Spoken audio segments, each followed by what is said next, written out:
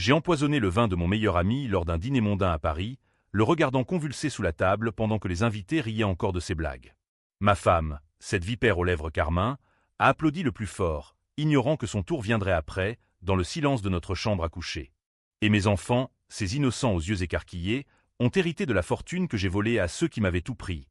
Un legs empoisonné par le sang et les mensonges. C'était une nuit d'automne pluvieuse à Versailles, où les feuilles mortes collaient au pavé comme des souvenirs indélébiles. J'avais 42 ans, et ma vie, autrefois un tableau idyllique de la bourgeoisie française, manoir restauré du XVIIIe siècle, vignoble en Bordelais, 2 enfants parfaits, s'était effondrée en un clin d'œil. Tout avait commencé par une trahison si profonde qu'elle avait fissuré l'âme même de la République, comme un scandale qui aurait pu faire trembler les colonnes de la bourse. Mais non, c'était personnel, viscéralement français dans sa cruauté raffinée. L'amour trahi pour de l'argent, la famille démembrée par des avocats en cravate Hermès, et moi, réduit à un paria errant les rues de la capitale, un fantôme dans mon propre pays. Je m'appelle Alexandre Duval, et si je vous raconte cela, ce n'est pas pour l'absolution. Dieu sait que je n'en cherche pas, mais pour que vous compreniez comment une enveloppe jaunie, oubliée dans un grenier poussiéreux, peut transformer un homme brisé en un vengeur impitoyable. Avant cela, j'étais un notaire respecté, gérant les fortunes des anciens du quartier latin, ces veuves éplorées et ces héritiers gâtés qui venaient me confier leurs secrets comme on dépose un testament au Louvre. Mon cabinet, rue de Rivoli, sentait le cuir des fauteuils Voltaire et le café serré, ce rituel matinal qui masquait les odeurs de trahison naissante. Ma femme, Élise, était l'incarnation de l'élégance parisienne. Cheveux châtains cascadants comme la Seine au crépuscule, tailleur Chanel qui épousait ses courbes avec une insolence calculée. Nous nous étions rencontrés à l'opéra, lors d'une représentation de Tosca, où elle avait pleuré sur Vici d'Arte comme si c'était son propre aria de désespoir. Nos enfants, Sophie, 7 ans, avec ses couettes blondes et son amour pour les croissants tièdes, et Lucas, 5 ans, ce petit philosophe qui collectionnait les escargots dans le jardin du manoir, était le ciment de notre façade parfaite. Le manoir, acquis pour 3,5 millions d'euros après des années de sacrifices. Mes nuits blanches à négocier des successions, ses sourires charmeurs lors des dîners d'affaires, étaient notre forteresse, avec ses cheminées crépitantes et ses caves remplies de Bordeaux millésimés. Mais les fondations étaient pourries dès le départ. Élise avait un amant, un certain Laurent Moreau, banquier à la Société Générale, un homme au sourire carnassier et aux ongles manucurés qui sentait le cigare cubain et l'ambition rance. Je l'avais découvert par hasard, un soir de 2023, en rentrant plutôt d'un voyage d'affaires à Lyon. Les draps froissés de notre lit conjugal, encore chauds, et cette trace de parfum vulgaire, pas le mien. Un Dior sauvage cheap, qui imprégnait l'air comme un verdict. J'aurais pu hurler, briser les miroirs de Murano dans le salon. Mais non. J'ai souri, comme un bon Français, on ne lave pas son linge sale en public. J'ai attendu, ourdi dans l'ombre, comme un personnage de Simon guettant le moment où le maigret intérieur prend le dessus. La trahison s'est muée en complot financier. Laurent, avec ses connexions à la Banque de France, avait convaincu Élise de falsifier des documents notariés. Mes documents. Pour détourner des fonds d'un client vulnérable, une vieille comtesse de Neuilly dont la fortune en actions Renault et LVMH valait une petite fortune. J'étais le bouc émissaire parfait, le notaire distrait, l'époux trompé qui signe sans regarder. Quand l'affaire a éclaté, en pleine Assemblée nationale où un député PS hurlait contre la corruption des élites, mon nom a été traîné dans la boue des journaux. Le Monde titrait « Le notaire de l'ombre », un scandale à 10 millions. J'ai perdu le cabinet, le manoir hypothéqué pour rembourser les victimes, et pire, la garde des enfants. Élise, cette sorcière aux yeux de biche, a juré devant le juge aux affaires familiales que j'étais un père négligent, un ivrogne caché derrière ses faux cols amidonnés. Les enfants, arrachés à mes bras dans le tribunal de la rue de la Cité, pleuraient « papa ».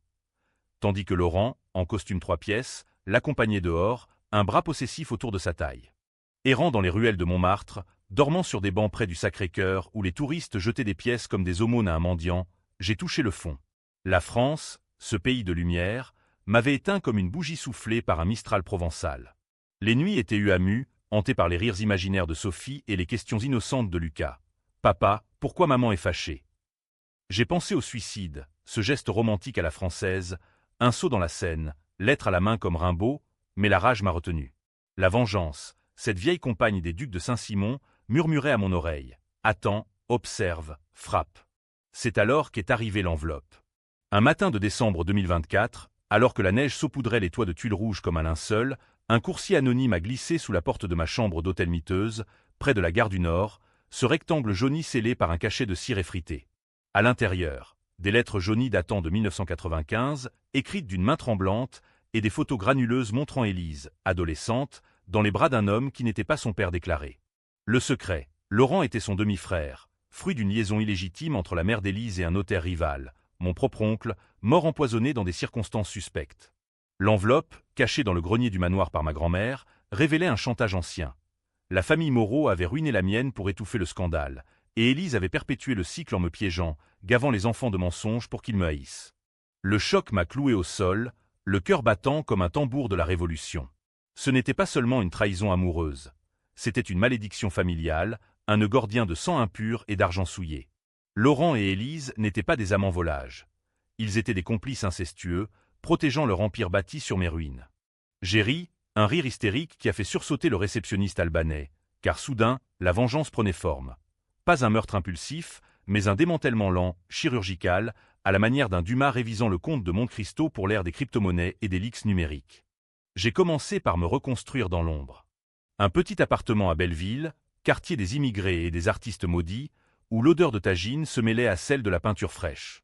J'ai contacté un hacker freelance, un Algérien nommé Karim, rencontré dans un café enfumé de la place de la République, qui pour 500 € a piraté les comptes offshore de Laurent sur les îles Caïmans. Les preuves affluaient, transferts occultes vers des fondations fantômes, pots de vin à des juges de Nanterre. Mais je ne me suis pas précipité. La France excelle dans l'art de la patience vénéneuse. J'ai attendu le bon moment, cultivant ma haine comme un vigneron bichonne son pinot noir. Le premier coup a été porté lors d'un gala de charité à l'hôtel de ville, où Élise paradait en robe Givenchy, un collier de perles autour du cou, mes perles, celles de ma mère. Laurent, discours en main, vantait la transparence financière devant des mères socialistes hilars. J'ai glissé dans la foule, un fantôme en smoking emprunté, et murmuré à l'oreille d'une journaliste de Libération, une féministe aux cheveux courts et au regard acéré, les coordonnées d'un dossier anonyme.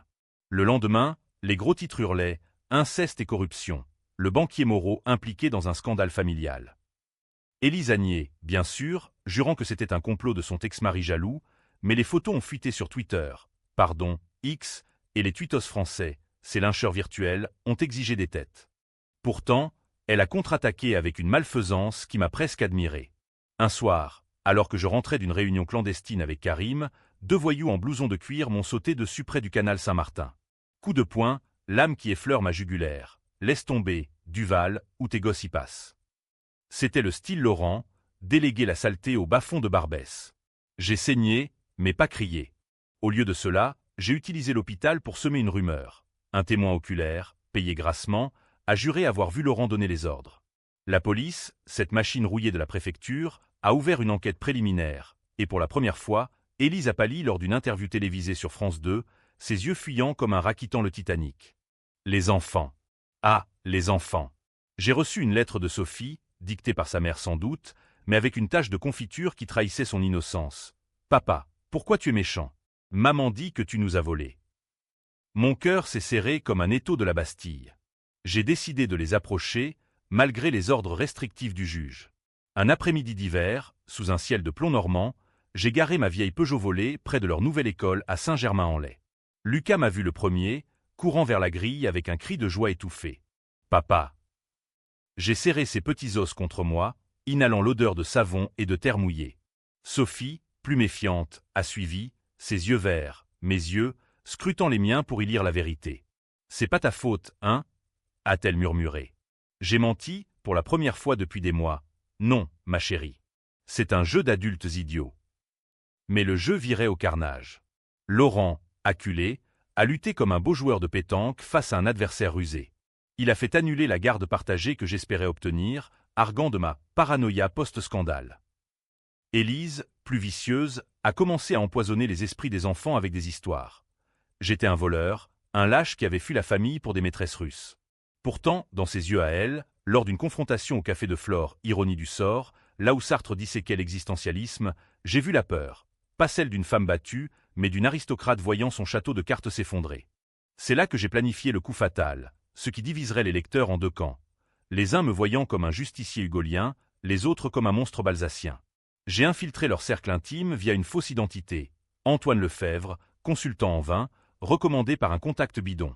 Invité à un dîner privé dans leur appartement haussmannien du 7e arrondissement, avec vue sur la tour Eiffel scintillant comme un phare de vanité, j'ai apporté une bouteille de Château Margaux 1982, empoisonnée subtilement avec du thallium inodore, indétectable sans autopsie poussée, un clin d'œil au mystère de Nerval. Pas pour tuer, non. juste pour paralyser, pour les forcer à confesser devant un magnéto caché dans ma montre. La soirée s'est déroulée comme une scène de Molière revisitée par Hitchcock. Rire forcé autour de l'escargot à la bourguignonne, Élise en fourreau noir flirtant avec l'idée de réconciliation pour les enfants. Laurent, bedonnant dans son fauteuil Voltaire, a trinqué à l'oubli, ses yeux porcins luisants de calcul. J'ai observé, le cœur battant un tango argentin sous mes côtes. Quand le poison a frappé, tremblement subtil, sueur froide, ils ont nié, bien sûr. C'est rien, un mal de vin, a ricané Laurent. Mais Élise, sentant le piège, a craqué.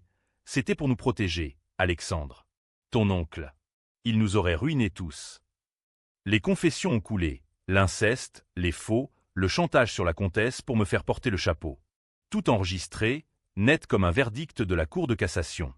Pourtant, le twist, ce qui vous fera débattre jusqu'au petit matin, café au lait en main, est arrivé quand j'ai confronté les enfants avec les preuves, dans un parc isolé de Vincennes, sous les chênes centenaires témoins muets. Sophie, en larmes, a avoué « Maman dit que tu n'es pas mon vrai papa. » Que Laurent l'est. Le choc m'a foudroyé. Les tests ADN, falsifiés par les Moreau, révélaient la vérité. Lucas était de moi, mais Sophie. Fruit de leur abomination fraternelle. J'aurais pu hurler au ciel, maudire cette France des bâtards cachés derrière les façades haussmanniennes. Au lieu de cela, j'ai choisi la clémence vengeresse. J'ai livré les enregistrements à la presse, mais effacé ceux impliquant les enfants. Laurent a été arrêté pour fraude et agression, Élise internée en hôpital psychiatrique sous prétexte de délire familial. Ma touche finale, un mensonge pieux pour la protéger de la prison, ou peut-être pour la laisser pourrir dans son propre enfer intérieur. Aujourd'hui, en ce décembre 2025, je vis dans le manoir reconquis, racheté aux enchères pour une bouchée de pain après le scandale. Les enfants sont à moi, ou du moins, Sophie me regarde avec une curiosité prudente, Lucas dormant paisiblement dans l'ancienne nurserie. La fortune, revenue via un procès civil interminable, comme un feuilleton de Maupassant. Mais la paix, illusoire. Chaque nuit, je vois Élise dans mes rêves, suppliante, et Laurent pendu à une poutre du grenier. Ai-je gagné? Ou suis-je devenu le monstre que j'ai haï? La vengeance française est ainsi, un vin capiteux qui laisse un arrière-goût amer. Et vous, lecteurs, de quel côté êtes-vous? Du justicier ou du damné?